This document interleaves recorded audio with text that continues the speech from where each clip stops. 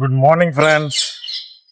અત્યારે 19 તારીખ અને સવારના 6:30 વાગ્યા છે અને હું ભરૂચ ટ્રીપ મારવા જઈ રહ્યો છું.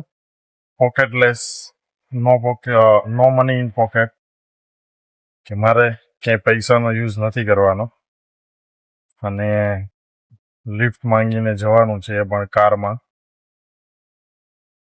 ત્યાં જઈને મારે એક ટાઈમનું જમવાનું પણ છે ફ્રીમાં અને લેબર વર્ક પણ કરવાનું છે. જસ્ટ એટલા માટે કે મારું બેરિયર તૂટશે. બોટમ લેવલે જે મજૂર લોકો હોય, કેવી રીતના કામ કરતા હોય, શું કરતા હોય, ખ્યાલ આવશે. હવે ઘણું બધું મને જાણવા મળશે. Thank you. નેક્સ્ટ જર્ની આગળ જોઈશું. પણ વિડીયોમાં હું ક્યાંય પ્લેસ કે કોઈની સાથે ઇન્ટરેક્શન કરતો નહીં આવું, એટલા માટે કે જો હું કરીશ તો એમને બધો ખ્યાલ આવી જશે કે મતલબ મારી આઈડેન્ટિટી હું છુપાવવાનો છું, જેથી કરીને એને ખ્યાલ ના આવે. આઈડેન્ટિટી ઉપર હું કંઈ વર્ક નહીં કરું. Thank you friends. Hello friends, મેં પહેલી લિફ્ટ માંગી અને અત્યારે હું 2 કિલોમીટર જેટલા દૂર પહોંચી ગયો છું. પેલું છે એ સર્કલ પર 2 કિલોમીટર દૂર. Thank you. હવે આગળની જર્ની હું ચાલુ કરું છું, કન્ટિન્યુ કરું છું. ફ્રેન્ડ્સ, મને વેલેન્જા સુધીની લિફ્ટ મળી ગઈ છે. મારી સાથે ફારૂકભાઈ છે જે મને લિફ્ટ આપેલી છે. Thank you. હેલો ફ્રેન્ડ્સ, અત્યારે હું રાજ હોટલે પહોંચી ગયો છું અને શૈલેષભાઈ, જેમની પાસે ઇનોવા કાર હતી, એમની કારમાં આવ્યો. બહુ સરસ જર્ની રહી અને એમને 6 થી 7 લૂમ્સની ફેક્ટરી છે. થોડો રશ વધારે છે, ટ્રાફિક. જોઈએ નેક્સ્ટ. હવે ભરૂચ તો હું અહીંયાથી આસાની પહોંચી જઈશ એવું લાગે છે. हेलो फ्रेंड्स, અત્યારે હું कीम पहुंचे गयो છું અને મને અત્યારે निश उपाध्याय जो मेरे साथ खड़े उसने मुझे लिफ्ट दी है, तो अभी तक मैं कीम पहुंच गया हूँ और हम 2 व्हील में आए, लेकिन ड्राइविंग उसकी बढ़िया थी. Thank you. હેલો ફ્રેન્ડ્સ, અત્યારે હું પાનોલી પહોંચી ગયો છું અને 5 લિફ્ટ લીધી છે. 6ઠ્ઠી લઈશ. હવે ક્યાં પહોંચું છું જોઈએ. જબરદસ્ત એક્સપિરિયન્સ રહી છે. બધાના માઇન્ડસેટ પણ ખબર પડે છે. ફ્રેન્ડ્સ, અત્યારે હું પાનોલીથી ભરૂચ જવા માટેની લિફ્ટ મળી ગઈ છે અને કિશનભાઈ મારી સાથે છે. એમની સાથે હું જઈ રહ્યો છું. રો અત્યારે ફર્સ્ટ ક્લાસ કમ્પ્લીટ ખાલી છે. Thank you Kishanbhai. Hello friends, મેં ચાની એપ્રોચ કર્યો, એમને મને આપી પણ કરી. એવું લાગે છે કે જે બોટમ લાઈન માણસ છે એ બહુ ઇમોશનલી હોય છે અને બહુ હેલ્પફુલ હોય છે.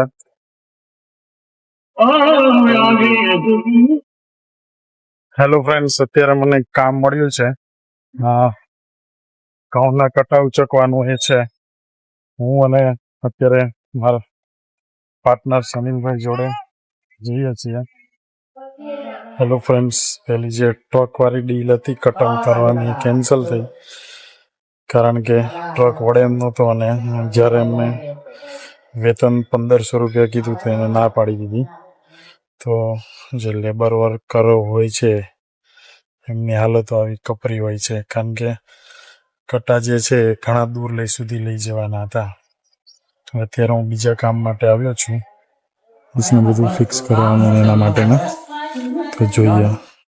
અહીંયા બસ જો જે લેબર વર્ક કરવા માટે આવ્યો હતો કે ખબર પડે કેમ કામ થાય. નાનું નાનું બરાબર મહેનત પડે એમને. એટલે તમે કઈ નોકરી બોકરી કઈ નથી એવું કઈ?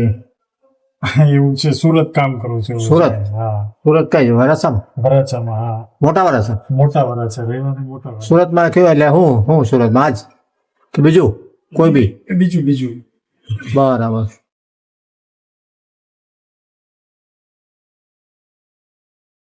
હેલો ફ્રેન્ડ્સ, ફાઇનલી મજૂરી વર્ક કર્યું.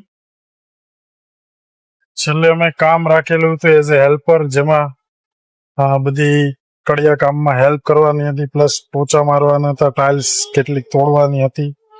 એ કામ ફાઇનલી 850 રૂપિયામાં રાખ્યું હતું, જેમાં મારી સાથે અનિલભાઈ અને અમે બંને કામ રાખ્યું હતું.